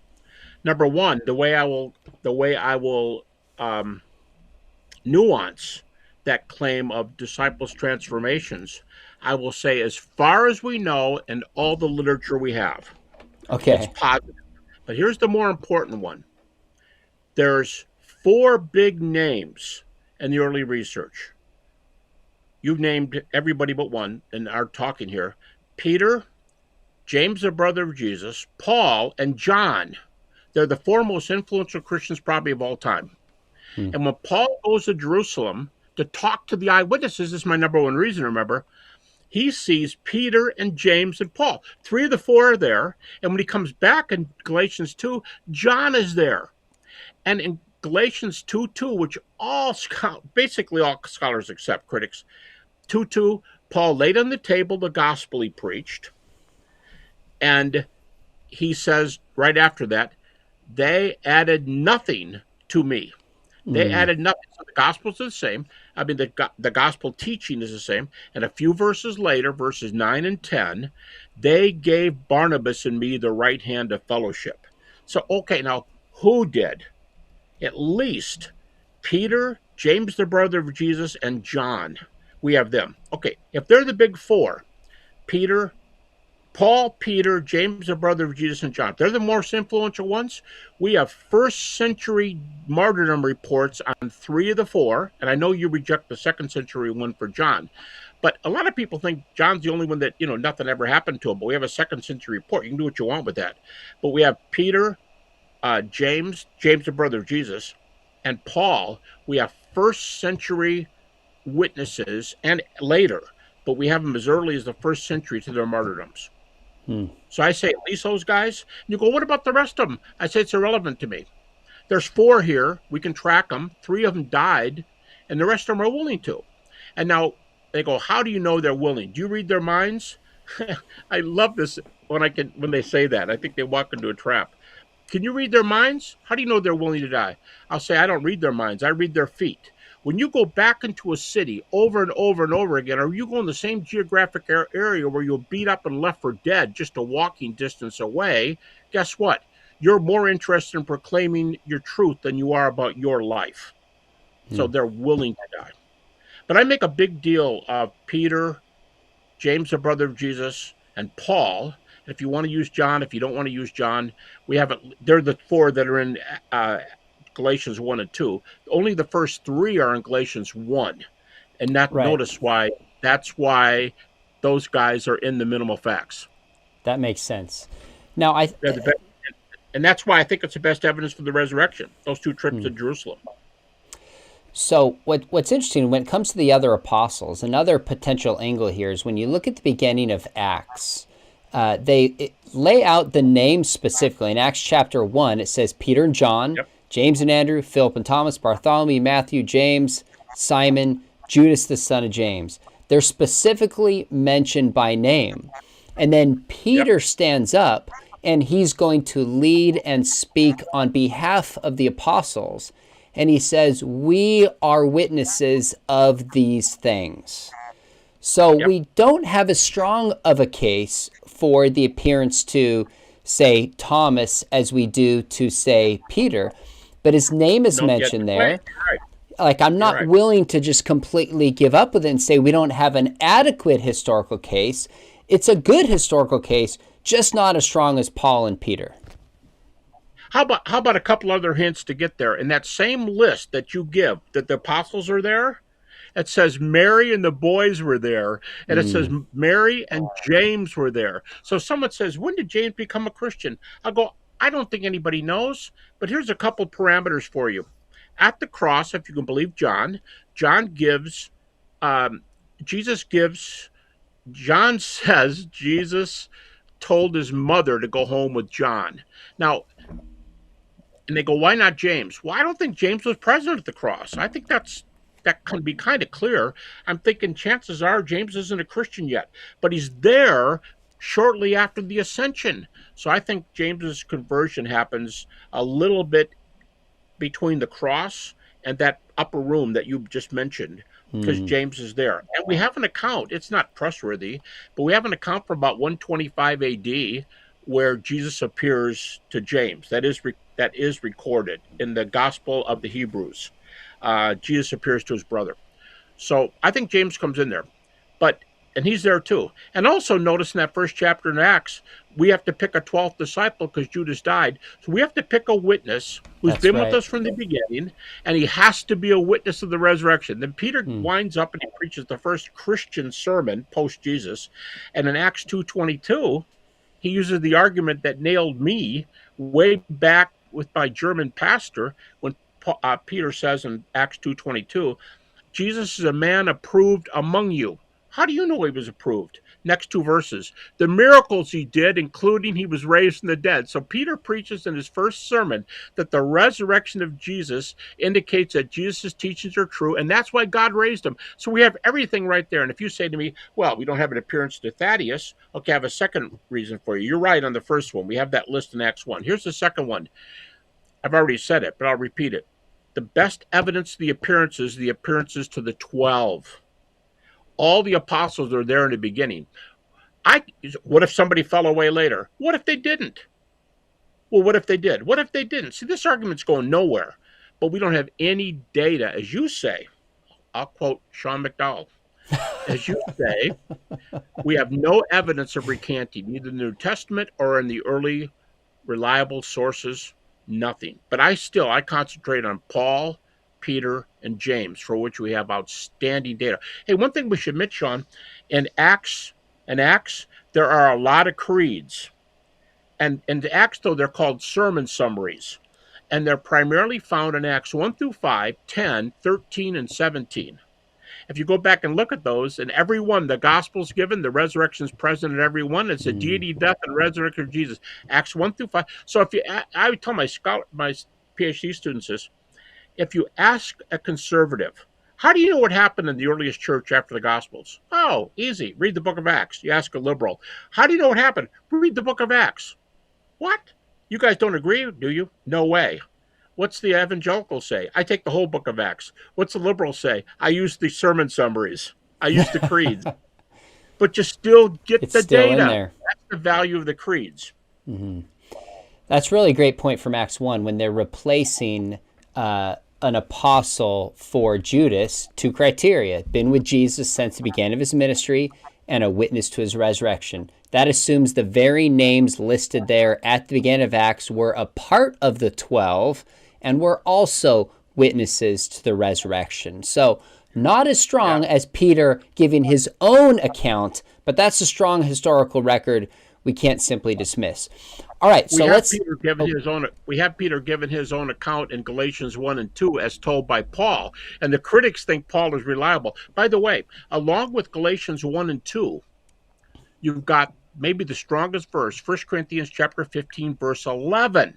He's talking about all the people who saw Jesus, and he's got two groups. He's got three groups, but the 12, a group called all the apostles, and a group of 500. And after he talks about the apostles seeing Jesus in verse 11, extremely important verse, he says, whether it is them, he just got done talking about the apostles, whether it's them or whether it's me, so we preach, and so you believe. We have Paul saying, I don't know if he means all 12. He didn't say all 12. I'm not going to die for that. But he did say the disciples, more than just 3, were running around preaching the resurrection. And here's the important point, that they were preaching the same thing. Paul and the disciples are eyewitnesses, and that's why Galatians 1 and 2 are so powerful. They're just good stuff. The argument goes like this. Boom. It all just fits right in together like this. That you got the creeds and the Acts sermon summaries, everything. So Jesus died by crucifixion, minimal fact. Second, the apostles had experiences they believed were of the risen Jesus. The third minimal fact is the proclamation of the resurrection appearances took place very early after the experiences. Now, I had to spend a lot of time on this in my dissertation because if the apostles were willing to suffer and die, I had to show that belief was tied to the resurrection. So you laid out in your chapter even more detail than I laid out in my own study. But what are just some of the basic facts why we know there is no early Christian faith apart from the resurrection, and the resurrection isn't some kind of late mythical add-on to this movement that was already taking place? Right. 2 ways. That last part first. Scholars don't believe there were add-ons. They don't believe they brought in, well, Christians could have made one up, but they didn't get one from any other foreign religion or Hellenistic stuff, because there's dying, rising gods in the ancient world too. They don't think Christians copied the 3 guys. The main guy who's talking and says, I'm one of 3 guys who believe these theories. I understand from one of his students he's a Christian. Number 2, he believes it doesn't touch the resurrection. So they just think there's stories out there. They don't relate them. That's one. But what was your first question here just before how do we know the resurrection is central? Because whenever the gospel is defined in the New Testament, it's not death, burial, resurrection, which we say oftentimes. But burial's not there probably more than half the time. It's deity of Christ, death, and resurrection. You go, whoa, time out. How do you get deity of Christ? Because of the names they use. And Lord, just to take one, Lord in the New Testament, a lot of books being written on this. Lord in the New Testament is there's several words for Lord, but the major word for Lord is the Old Testament equivalent of Jehovah. Guess who Lord is? Well, he could be Lord of the Manor. Yeah, well, Jehovah wasn't Lord of the Manor. So if you're going to use the name of Jehovah, here's a great example. Creed. This is Creed. We cite Paul, but it's Creed. Romans 10:9. If we confess with our mouth that Jesus is Lord and believe in your heart that God's raised him from the dead, you'll be saved. Now notice, deity, resurrection, death. That's the way it happens in that verse. Just right after that, Paul tells you what he means by Lord. And he quotes Joel. Whoever calls upon the Lord will be saved. Whoever calls upon the Lord is Paul's verse for what Lord means. And Lord there is Jehovah. So, deity, death, and resurrection are all there. Someone says, it's a tack on. It is? Well, then how come every time the gospel's repeated, it's always deity, death, resurrection? You get the point after a while? Deity, death, resurrection. Don't leave resurrection out. What's 1 Corinthians 15 say? You leave the resurrection out, we have nothing. By the way, center, I think the fact that in my dissertation, I have empty tomb and burial are part of the original 6, and I have 4 more. One of them is centrality. And I could move it up into the minimal fact. Center could be up there. Virtually nobody says that the resurrection wasn't a central doctrine. But my question would be, if someone says it's not, how come it's in the gospel every single time the gospel is preached, in the book of Acts and in the epistles of Paul in particular? It's there. I think your section is powerful and extensive as I've seen, from their creeds that predate the New Testament, the writings of Paul, the Gospels, the preaching in the book of Acts, the early church fathers. I mean, there's no layer I could find that's absent of the resurrection. Again, it's like this. Exactly. I think it makes sense that that's a minimal fact. Now, we talked about the evidence of James you hinted at. One of the objections is that we have James, who we don't really know it was the appearance of Jesus that converted him. Now, you cited earlier that we have the account in 1 Corinthians chapter 15, and then we have kind of what's called the Gospel of Hebrews, I think is the title, mid-2nd century, that has kind of an appearance to James. Now, which is it's only a fragment. It's only a fragment, but the appearance of James is there, yes. So it's multiply attested. I know Crossan goes for a third source and maybe the Gospel of Thomas 12, but I'm not convinced by that. I don't think you are either. I know it. Gospel of Thomas 12 makes no sense to me at all. As back in the, hey, if it backs it up, it backs it up. But I don't care if Thomas backs it up. It's fine with me, but I don't see it in saying 12. I agree. I'd like to be convinced by that, but I just didn't see that it was there. How do we know it was the resurrection appearance that converted James? Or if it's not what converted him, does that really ultimately matter for the strength of his conversion? No. And what I would say is, we learn of James's unbelief in 3 places minimum: Mark 3, Mark 6, John 7. In Mark 6, he and the other brothers seem to side with the townspeople who think Jesus is mentally ill. That's the Greek word there. The word for there could mean schizophrenia or out of their mind in some sense. And they're embarrassed. I assume the brothers are embarrassed because Jesus is bringing their good name down. For all we know, maybe they're carpenters and it's hurting their business. So they pulled Jesus aside. They didn't believe. Mark 6 again, they didn't believe. John 7 makes it real plain. For as yet they did not believe in Jesus. Then later, again, he's not at the cross. I think that's the fact that he's not at the cross, if he's a believer and even a good brother, why isn't he there? But he's he's right after the upper room. So I don't know that the appearance did. We do have the Gospel of the Hebrews. But it looks like by far the best argument. However, okay. I really don't care. Okay. The main point is James one of those who sees the risen Jesus? Is his life changed? We have Josephus saying he was basically the pastor in Jerusalem. He dies martyrdom in 62 AD, and a non-biblical, non-Christian writer tells us this source. And we have many other sources we could use, but I think Josephus is the one we would go to. Josephus writes, by the way, just about 25 years later. So, and he's not a Christian. So we know James is part of that transformation group because he wasn't. Mark 3, Mark 6, John 2. Critics don't question that as a rule. You have 2, Painter and Bauckham, both say he probably, that probably doesn't mean that. But that's a small minority of everybody. And then all of a sudden he's in the church. He's in there in the upper room after the ascension. And he and Peter are co-pastors in Jerusalem when Paul comes there for a visit. So I think James is not an issue. And Paul is so well known, you are not going to find even hardly a single scholar who's going to question Paul's conversion because he thought. Wow. Remember, all of them. The disciples saw, James saw, Paul saw. The rest of it's the same. They all saw what they thought was an appearance of the risen Jesus. That's not disputed. And Paul's our best witness. So we won't go through all 6 of the other, not minimal facts, but well-supported facts. But let me just come back to the one about the burial of Jesus. Because there's been some prominent scholars like Crossan who have denied this. And I think more recently, Bart Ehrman has kind of backtracked and said he doesn't accept the burial. Where is scholarship as a whole on this? And maybe what are just a few of the key historical points you think are so convincing that we can trust this account? Okay, a lot of things to say here. First of all, you're right. Bart Ehrman has changed. He used to hold the private burial.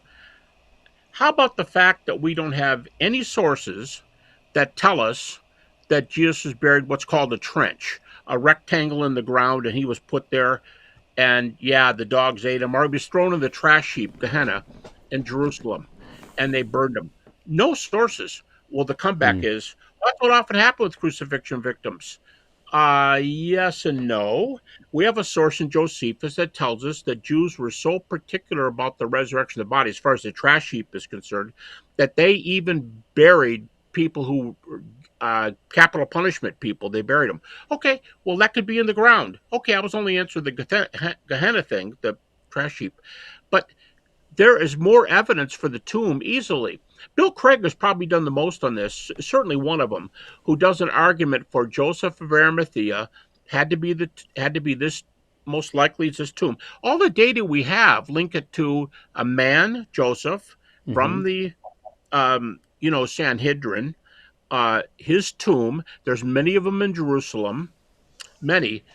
All right, you go, well, that's only 3 or 4 facts. How many do you have for he was thrown to the ground? Well, just as that usually Mm. occurred. No, you can't even use that because Josephus says they didn't treat them that way. So, but here's my biggest comeback on this. I think we're pretty solid because we have a lot of facts for the burial. But you got to be. I'm so used to arguing what I'm going to say next. If I'm in a Okay. little dialogue, I'm going to say, "I don't give a rip," All right. and you go, "Why would you say that? It's gospel." I'm arguing for deity, death, resurrection of Jesus. Now, Sure. let me just make a point to show you. I would tell the critic, let me make a point to show you that right now, I don't, for all intent and purposes, for right now, if I'm talking about this at university, I don't care where he was buried. Let me make a point. If the disciples stole the body and moved him to Peter's living room and didn't know what to do with him, and he's wrapped up in a linen cloth on Peter's couch, he's not buried in any of the above things we've answered. Well, he took him out of the tomb. But what happens on Easter Sunday? Darn it, Jesus rises in Peter's living room.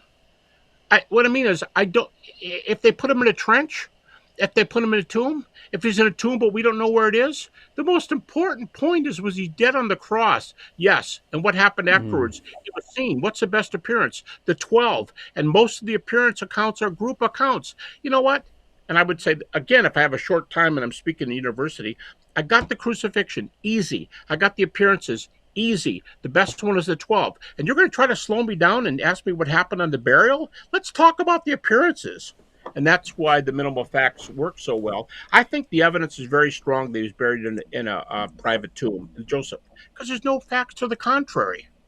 I Mm. mean, nothing substantial, but you know, beyond that, I don't use it. I care That's that fair. Jesus died and he was raised and seen. I mean, The two facts in the burial that are interesting to me, of course, is that it's multiply attested, and that it yeah, would be embarrassing potentially to have somebody from the very group that condemned Jesus to death to give him this honorable burial, of course. That's an and interesting factor. Joseph never corrects it. He doesn't Yeah, come out and say no, that there's no contrary. They're just a list of data for the burial, and I give some of it there in the book. you There's do. a list of data for the burial, but like I said, if he would rise from Peter's living room, he can certainly arise from a dirt trench in the ground.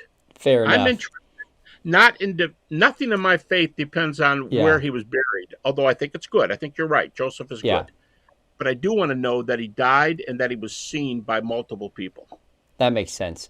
I do think it's remarkable, and we'll move on, that we have the name Joseph, we have where Yep, he's from, Arimathea, we yep, have his financial status, yep. obviously, the rich man's tomb, and his position that he held. I mean, these are not insignificant facts in Jerusalem that was smaller than people think. It'd be hard to make up something like this that's not true How and about the and get fact away that with it. how about the fact that we have four gospels? Now, somebody's going to say, "Oh, the gospels are late sources." Well, yeah, they're later than the creeds and they're later than Paul. But you tell me who the earliest sources are for Krishna? 4,200 years later uh, for the Bhagavad Gita. 1,800 years later for the Upanishads. These other religions, Buddha. I got a Buddhist book on my shelf over here where the guy starts the book out and say, "We don't have any evidences like Christianity. Our earliest word statements of Buddhists are 600 to 800 years later," and then he makes this outstanding. He's a PhD professor in Mm, England. He says, "We don't know what Buddha taught. The sources are too late." By the way, they're still earlier than the Quran on the New Testament.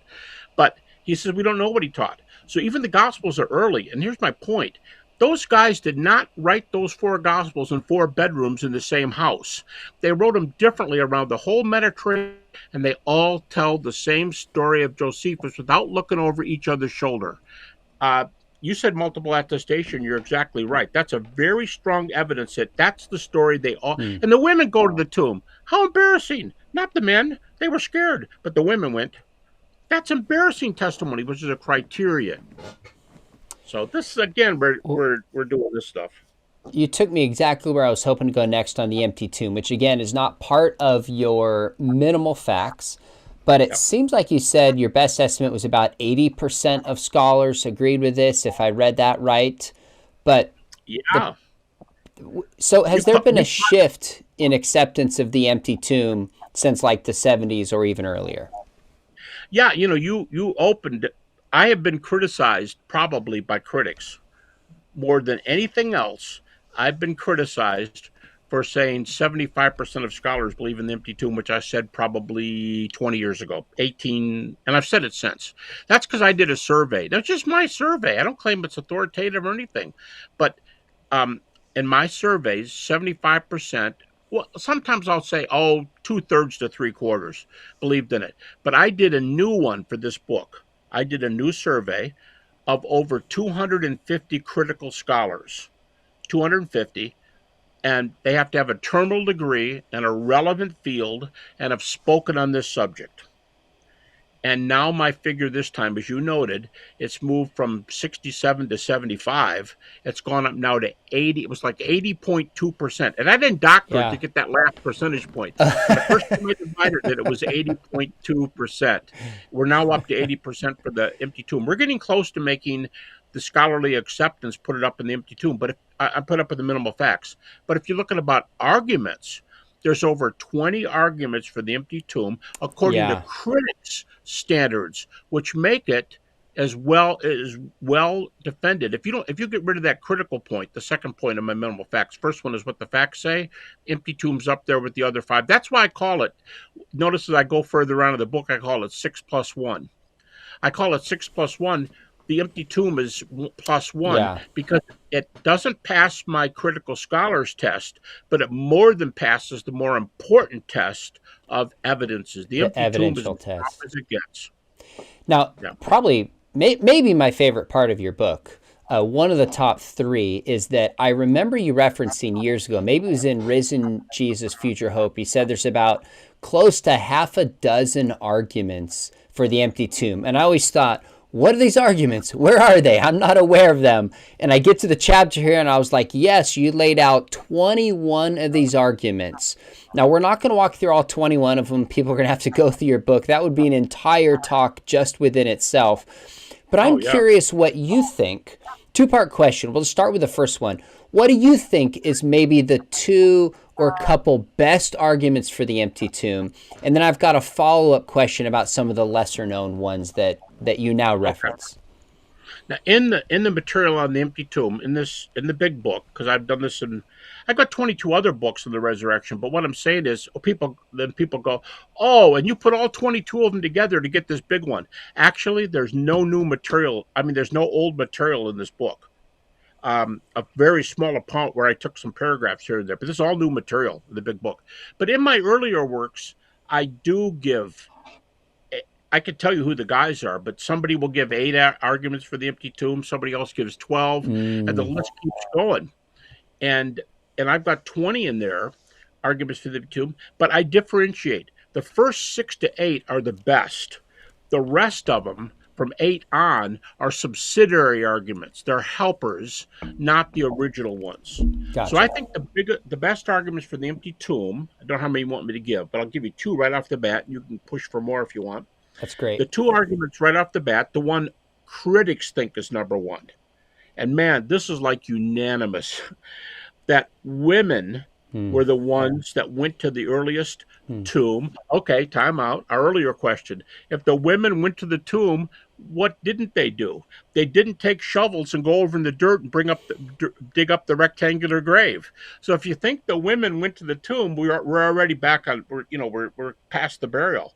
So the women go to the tomb, and all the sources say the women did this. All four Gospels.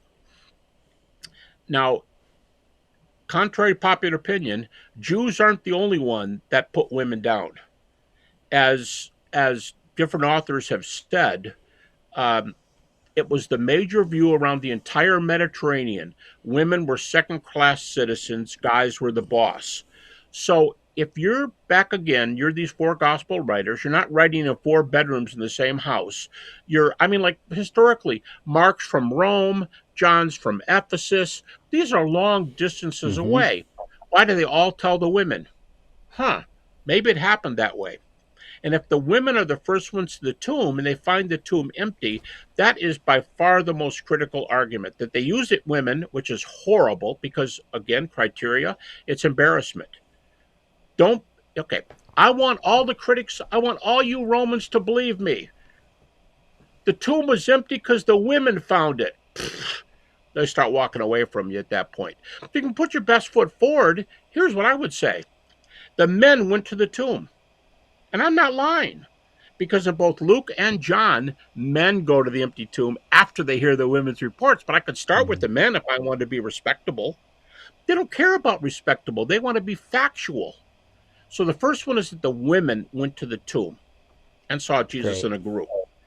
Second reason is what Mike Lacona and I, in our co-authored book, Case for the Resurrection, we call it the Jerusalem factor. If Jesus was buried in Constantinople, somewhere in Egypt, if Jesus died somewhere else, and the preaching starts in Jerusalem, like what early chapters in Acts say, and the creeds in Jerusalem, nobody would go to Egypt, Alexandria, to check this thing out. Nobody would go to Constantinople. But these guys have the guts to preach the message when the tomb is minutes away. If Peter goes, he's raised, not like David. David's body decayed, Acts 2. David's body decayed. Jesus did not decay. His body did not decay. What happened? Because he was gone. He appeared. Oh, yeah? Well, I just made a trip to your tomb, and that tomb is full, buddy. Okay, now critics like to say this. What if a critic went to the tomb and they found a body there, but the face was rubbed off, it's decomposed, and they don't know who it is? Then the disciples would be wrong, because they didn't just say Jesus walked out of the tomb. They said nobody was in the tomb. Tomb was empty. Nobody. If you find a body in the tomb, you've disproven it. So you could go there as much as you want. The stones, you can walk in. You can take a half a day's. You can take a afternoon walk. He's not there. Jerusalem is the last place they can preach if the tomb's not empty. The last place. So I think the fact that they chose this, Peter, go to Alexandria and preach. They can't check it out. But if you're going to preach with the body right there, that's silly unless the tomb is empty. That was an interesting response, because oftentimes critics will push back and say, well, even if the body was there, it wouldn't be recognizable after, say, 50 days, a couple months roughly. But your point, if I'm understanding you correctly, is saying it's not like they found some body and couldn't recognize it. You're saying there was no body at all, recognizable or not. That's what the apostles found. Yes, that's two. There's two problems. That's one. If there's any body, you lose. Here's the second one. Michael Lacona and I have each talked to medical examiners who examine bodies that are taken out of rivers and people who are dead in the woods for a long time before they're found and everything.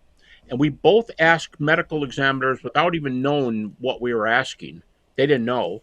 We said, could you recognize a body after a week, 2 weeks, a month? And what if and how far can you go? They said, there's two answers. They said, yeah, you can still recognize the body. But here's the second point. Let's say the face is kind of wiped off a little bit. How about this?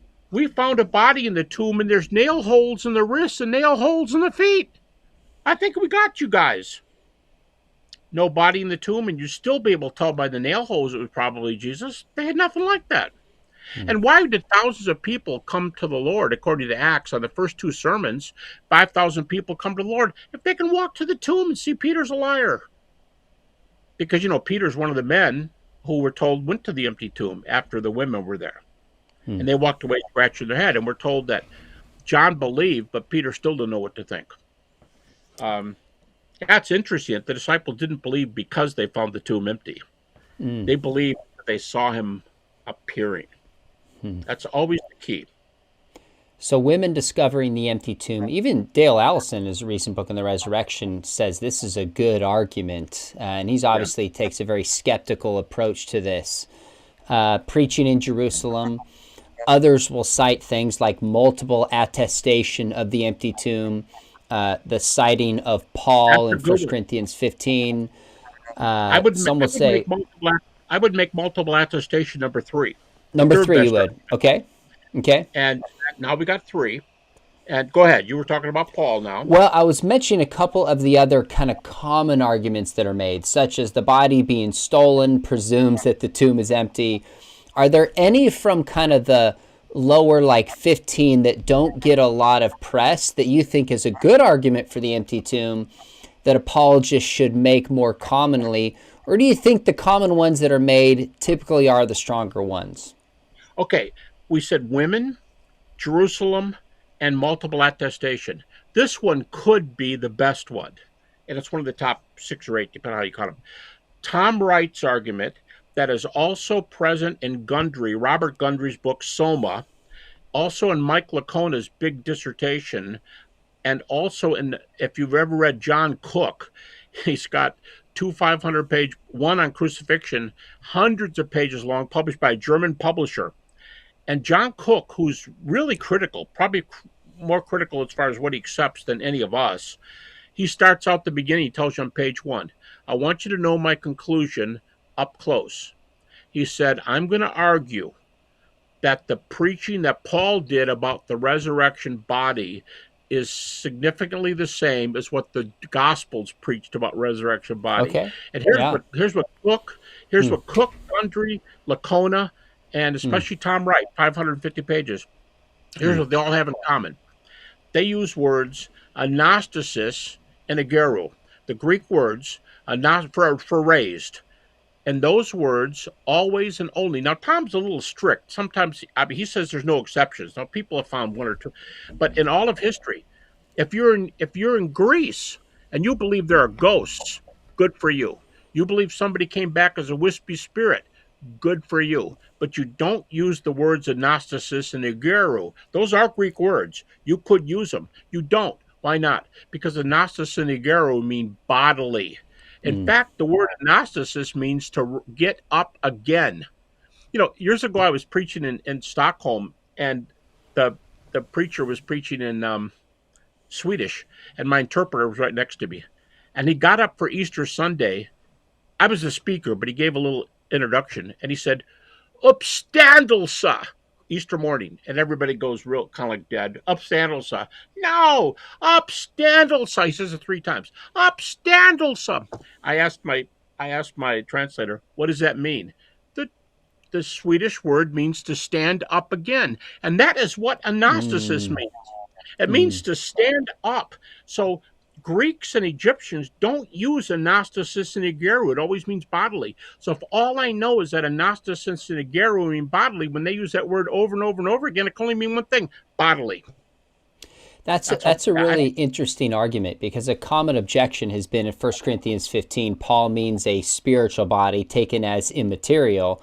But if N.T. Wright and Lacona are right, and I think they are, spiritual is orientation, not composition. And if that lines up with the Gospels, you have an early support and belief in the same kind of bodily transformation. That makes sense to include that in the empty tomb. All right. By the way, that's an area where the field has really changed. We mentioned one from Boltmann to a wispy resurrection to a bodily resurrection. Here's another one. At present, the majority New Testament view, all the way from evangelical scholars with PhDs in New Testament or relevant field, all the way to atheist New Testament scholars or Jewish non-Christian scholars with PhDs in a relevant field.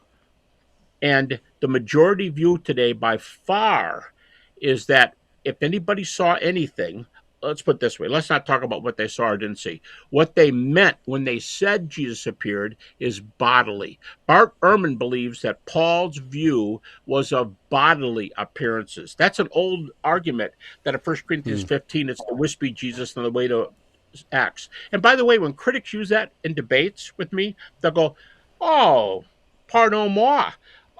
Paul says he saw, okay, first baloney. You're citing Acts 9, 22, and 26. You're doing what you tell me not to do. You're citing a secondary source. Dom Crossan says this. You're citing a secondary source. Let's cite Paul. Well, Paul says spiritual body. Yeah, I know. I think you missed the word soma, which is the second word, spiritual body. Paul teaches body, and Ehrman says bodily resurrection is Paul's view. And if Paul teaches body, what about the Gospels? It's amazing. I love it. That argument alone could be the best one. You could like that one more than the women, more than multiple attestation, more than Jerusalem, and I wouldn't argue. Because it's the word they use over and over again, and only the Jews, only the Jewish view is that. Greeks didn't use that for their heroes. They use wispy ghost and spirit. They use pneuma. Oh, here's a good one for you. Philippians 3:21. He will raise our vile soma, body, to be like unto his glorious what? Pneuma? Oh, this could be dangerous. No, he will raise our vile soma to be like unto his glorious soma.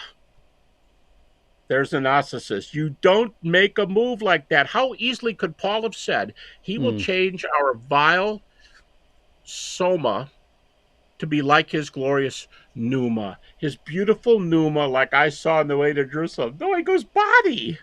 Philippians 3, another one is Romans 8:11. He will transform our bodies to be like unto his soma. There's a bunch of verses like that, but Philippians 3:21 is a great one. Because Paul could easily have said glorious pneuma. He doesn't. So we've walked through the 6 minimal facts, a couple of the additional facts, the burial and the empty tomb. Those also other talk about center of faith, which is one of them. Good. So 3 of the other facts, folks can go to the book and read in some depth. I want to ask you 2 kind of big objections that I've seen come up in these conversations. And I was really grateful that you had an extensive response to this in your book. So obviously I don't have to walk through all of the points. But 2 towards the end of the evidence, maybe just give us 1 or 2 reasons why you don't find this compelling, is that sometimes critics will claim that there has been legendary development in the Gospels from Mark to John. So we allegedly see this, or we see it in development in number in terms of appearances of Jesus, the angels at the tomb. What are your thoughts on the legendary development objection? All right, let me give you 2. You want 2? All right. You want us to think, if you're the critic, you want us to think there's a whole lot of difference. Let's take a look at the difference. Matthew and Mark, there's 1 angel at the tomb. Luke and John, what are there, 20? No, there's 2. And of the old saying, if there's 2, there's 1. So there could have been 2 with Mark. There could have been 10. And Mark chooses to talk about 1 of the 10. Matthew talks about 1. The difference is between 1 and 2. That's how much change there is. Women, okay? There's a Mary in all 4 accounts. But in John, it says Mary and others. We don't know. Okay. Luke doesn't even name the women till you get away from the tomb and they get back to the disciples and they tell you the names. So he's not trying to die for this. But Mary's in all 4 accounts. We have another Mary in 3 of the 4 accounts, and only 2 women are only in Mark and Luke. So Salome and Joanna, they're the only 2. Is that a whole lot of liberality between? For 40 years, you went from 1 angel, 2 angels, and golly, you got 2 more women? Woo! This is just mythology abound. No, it's nothing like that. But here's the better argument. I gave it earlier when the Muslim scholar said, I always flip to the discrepancies in the Gospels. I will give those responses, and then I'll say, let me give you a more direct response. I don't give a rip. That's not my view. But we're doing an argument here, not my view. I always say that. I teach at Liberty. You know what my view is. But if you want to say there's problems there, I think you're wrong. But I'm not going to debate that. I'm here tonight to talk about the appearances.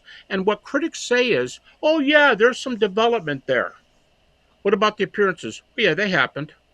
Well, then what's wrong with your differences objection? It amounts to nothing.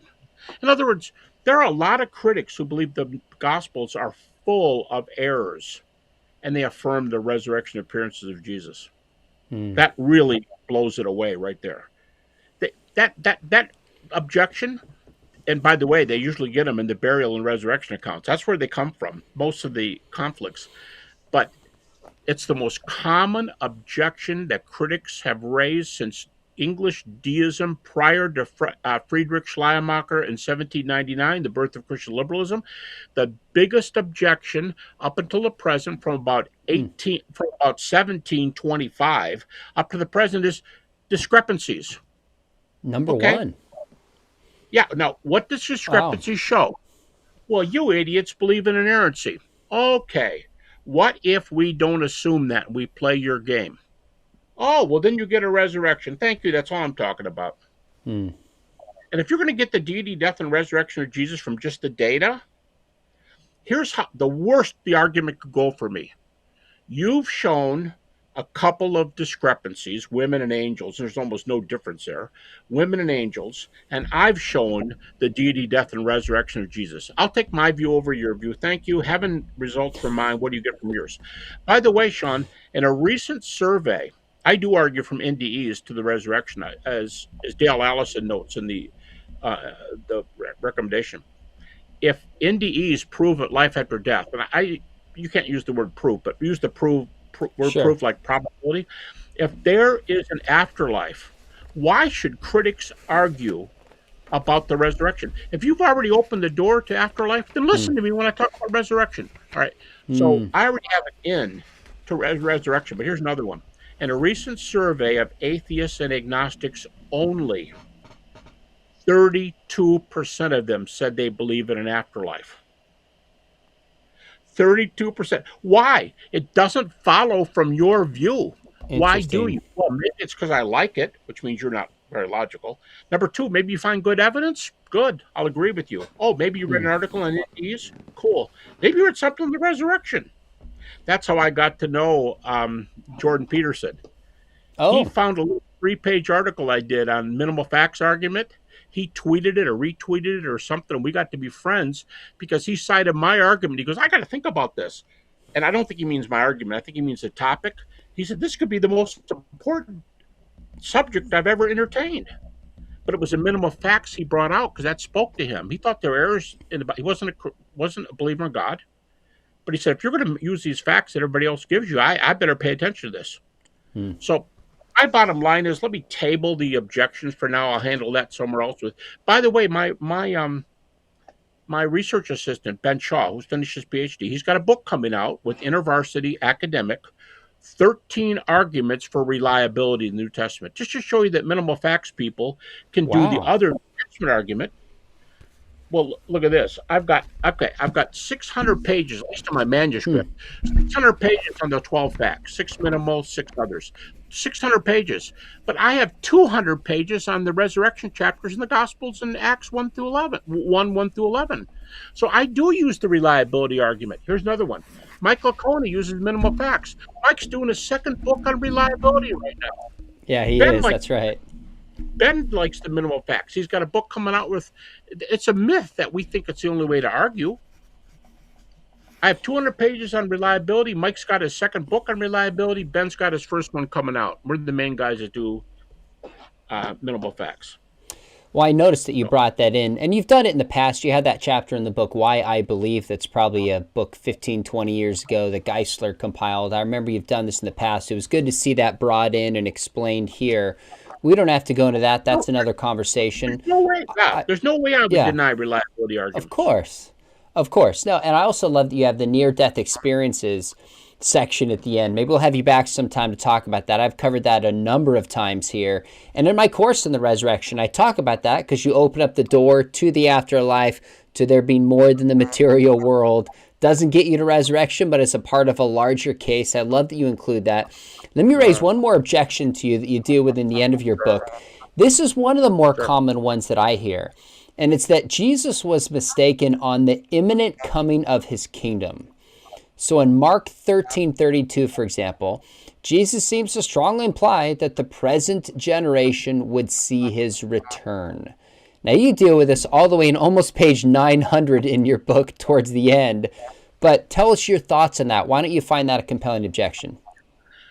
First of all, years ago when I was going through my doubt, I stopped everything for 2 weeks, went to the library, pulled out 100 books, and studied that.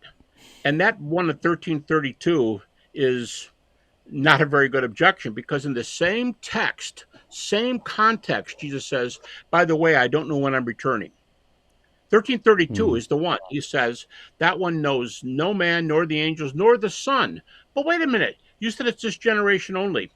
I can pull Gingrich down from my shelf, the Greek commentator, Arton Gingrich, the best-known Greek lexicon. You look it up in the shorter lexicon by Gingrich, and you look up Genea, the word for generation. You know the first definition, the only definition, race. This race will not pass. What was Jesus' point? Well, the Philistines are gone. Most of the other tribes are gone. The Assyrians are gone. The Syrians, the Syrians, the Babylonians, they're all gone. But Jews are still here. That's a meaningful point. There's a bunch of other ones, too. I have an article where you already related some of the arguments. But I think Mark 13, I think, is a really bad argument, because here Jesus says in the context, I guess you didn't hear me. I said, I don't know when I'm returning. But you said in this generation, the word can also mean race. It can mean people. It usually means generation, but it doesn't have to. Here's another argument. This is the better, I like these other arguments too, where I can say, I really don't care. Now, I'm not going to say that about this one, because Jesus would be mistaken. But here's what I would say. Jesus' number one lecture point, according to almost everybody in the New Testament, is not part of my minimal fact, because it's not during it does happen in resurrection, but his number one teaching is the kingdom of God and how to get there. In Mark, he came out preaching the kingdom of God. Repent, for the kingdom of God is at hand. It's his number one teaching. And interestingly enough, after he rises from the dead in Acts 1, he's still talking about the kingdom. And when Paul goes on the way to Damascus, he's still talking about the kingdom.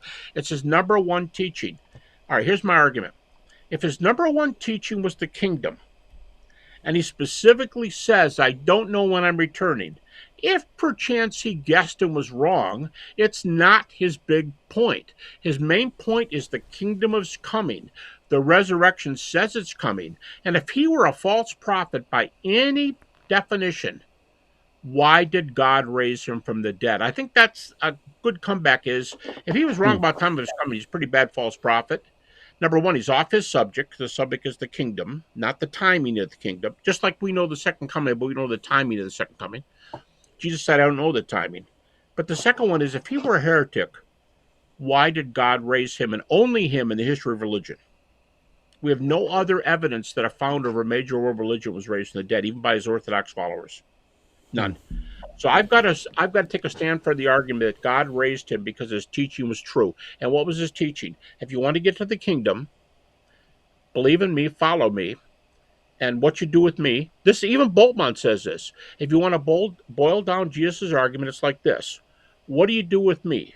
Because what you do with me determines where you spend eternity. That's what Jesus preached, and eternity is the kingdom. Yeah, but he's wrong about the coming. Well, if it's that bad, first of all, I don't think he was. I give all kinds of those arguments, and I've done it elsewhere. But the main thing is, he couldn't have been a heretic because his father raised him. That would be pretty bad. I mean, the slight goes on the father then. Gary, in many ways, we just kind of hit the surface, scratched the surface on your book. I have many more questions for you, but let me ask you kind of a few, just to somewhat wrap up, personal questions about this. Sure. You publish with Broadman and Holman Academic Press. I've done some books with B&H, love the folks there. Why publish with a Christian press as opposed to a secular press? First of all, I didn't try any press. I didn't send out a synopsis. I didn't send a thing out to any press. But Baker called me, Zondervan talked to me, and the other publishers, and I don't spite them at all. I know they're not secular, but Zondervan has a secular arm, but or the other way around, the secular arm has Zondervan. Right. But they said to me, and I'm not putting them down at all. They're my friends. Stan Gundry called me from Zondervan, good friend for a long time. They said, if you were to come to us, here's the problem. We're going to want you to raise $400,000 before we can even take this project, because that's how much it's going to cost us to get this thing off the ground before we earn our first dollar. And to cite Stan Gundry, to cite him, and I don't judge him one bit. He said virtually no publisher in this country has that deep of pockets. That was his comment. And please, for you people listening, Stan Gundry's a saint to me. He's a really good friend. I'm not putting him down. He's just giving facts. We're going to get that money because we don't have the money.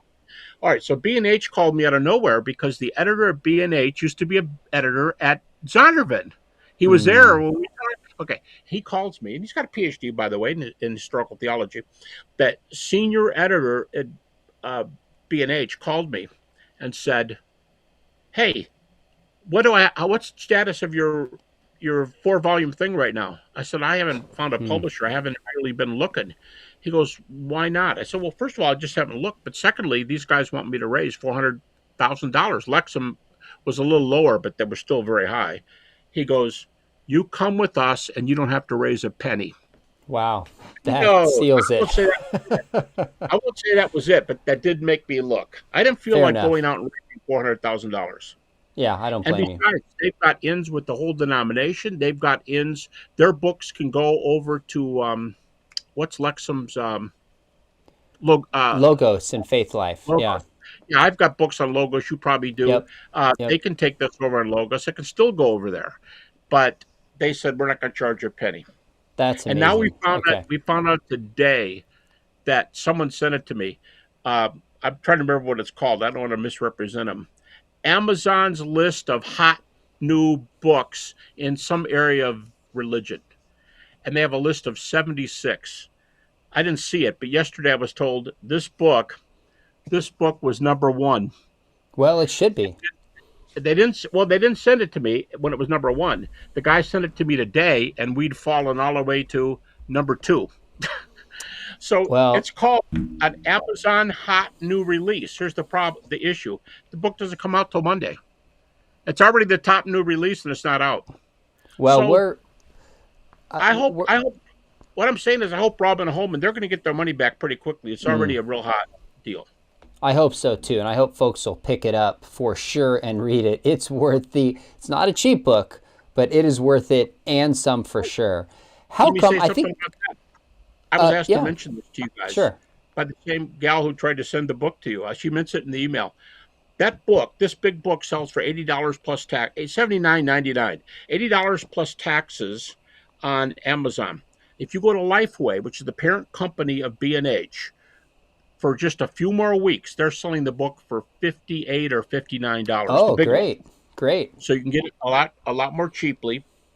There. And I want to make sure everybody understands. I was not dogging Baker or Zondervan one little bit, and Stan Gundry in particular, great friend.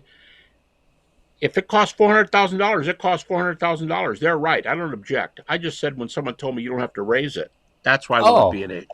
I want to get you out of here because of time, but let me ask you this final question. Yeah. And here's the final question for you. You started studying the resurrection like 5 decades ago. What does it mean to you personally to see this massive volume come out and hold it in your hands? Sean, I am so thrilled for this reason. One of the guys who wrote a blurb for this book, I'll tell you who it was. It was Craig Hazen at your school. Craig wrote and he said, I hope I don't misquote him, but he says something like, I should get the book and read it, but he said, this is going to be the go-to book on the resurrection for a couple generations, and I'm only talking about volume 1. Okay, that's what I'm thinking about it. Other guys said things like that, but if it's the go-to book for a long time to come, I've done my job. Long after I'm gone. Um, you know, I wanted to be out there and be a witness. I wanted to touch people's lives. And here's the most touching thing I could say. Um, I'm remarried, thankfully, got a wonderful, beautiful wife. But the mother of my 4 children died in 1995 of stomach cancer. And a famous thing that I published, I sat on the front porch of my house. I imagined this. Well, I did sit on the front porch of my house with a child monitor next to me. Well, she was upstairs and she was sleeping from the drugs, and she eventually died. Um, and I make believe I'm asking God. I actually did ask him this, but make believe I'm saying to God, Debbie's only 43 years old. Why is she dying? And her only wish is to see her grandkids, and she's not going to see a single one. What's going on here? And I picture God saying to me, here's what God would say in my mind. I picture God saying to me, Gary, I know you're hurting, but what kind of a world is this? And I said, Lord, I don't know. Deb's up there in bed dying. Why are you asking me what kind of world is it, Gary? Please. What kind of a world is this?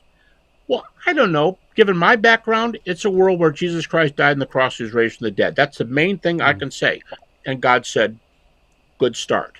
So if you know Jesus died on the cross and was raised from the dead, what does that tell you about Debbie?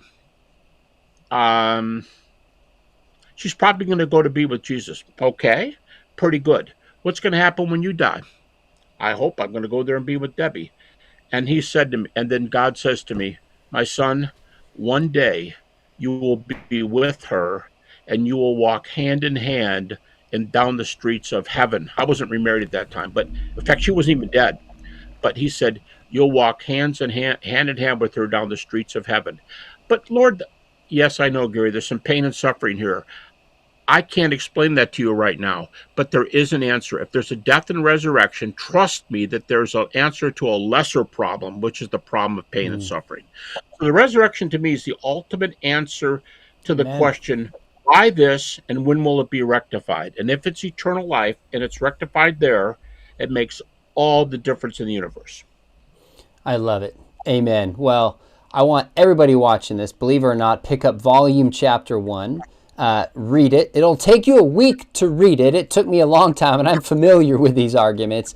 Gary, I can't wait for volume 2. Volume 3 is going to be helpful, but really in particular, volume 4, what this means and how to apply it is powerful.